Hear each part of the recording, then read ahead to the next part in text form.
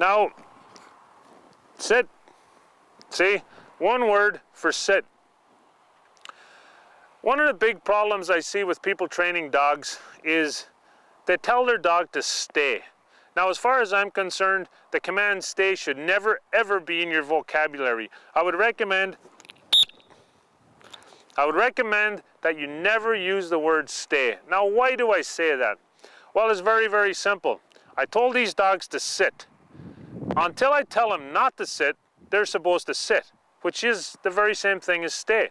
Now, lots of people will teach your dog to sit and they'll walk away and they'll say, stay, stay. Well, how do you teach a dog to stay? Now, there's a key principle here, and I want to let you know that you cannot teach patience in a hurry. In other words, in order to teach patience and steadiness, you as a trainer have to be patient and steady.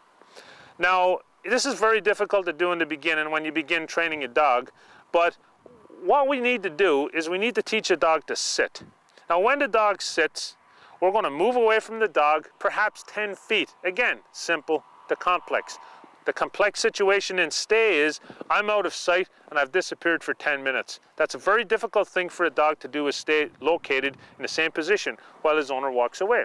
It's simple for him to sit when I stand beside him. So we begin the lesson in a simple fashion. Dog sits, I'm beside the dog, and I let the dog sit for 5 or 10 minutes.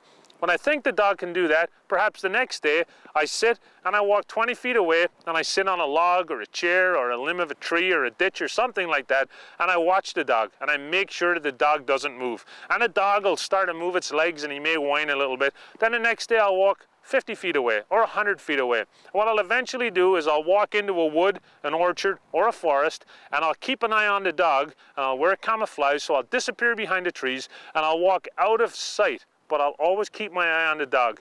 And if he breaks, perhaps I have an e-collar on him and I've conditioned him at that point in time, I'll reinforce the sit command and I may give him a nick and make him sit. Or I may run out, come back, grab the dog, put him back where he was sitting.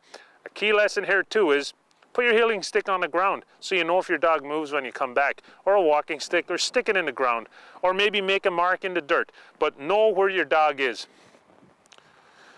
So what I'm going to do now is I'm just going to display to you that I'm going to walk on heel with these dogs and I'm going to sit them, and then I'm going to walk into the distance behind some cover and come back. Extend this time and you'll have a dog that's steady. But remember, sit means sit until you're released. And when I say that, it's key that you understand that I don't let these dogs break sit and I don't let them break heel. There are two commands. Your dog must never decide to break. Only you can make that decision for them. I would never call that dog to me from the sit position. If you call the dog to you from the sit position, the dog learns that it may be okay to break the sit position even when you call here. So I would never do that. What I would do is I would return to the dog and I would heel them from the position, and then I would release them. Never let them run to you from the sit position. Now, this is a key thing, and not a lot of people will tell you this. Heel. Now I heel them, sit, high on, and now I release them. That is the way to introduce your dog to complete steadiness.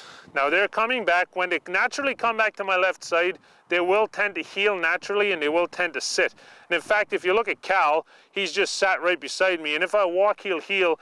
And even if I throw a bird, he won't break until I give him the release command. High on. So this is the first step in teaching pure steadiness.